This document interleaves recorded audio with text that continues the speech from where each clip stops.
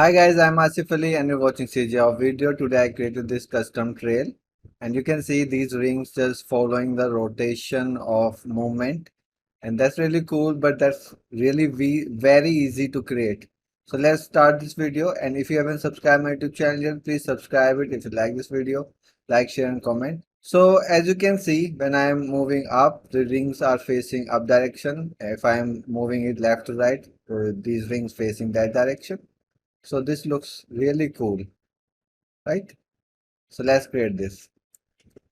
So I have already this, and let's just I will delete that ring from here, and this is the trail effects. And let's say you create that ring again. I'll take the fountain, and this is test. So I'll put my original one on my Patreon so you can check how I created. So in this test, I have this fountain, right? I'm deleting this velocity, gravity,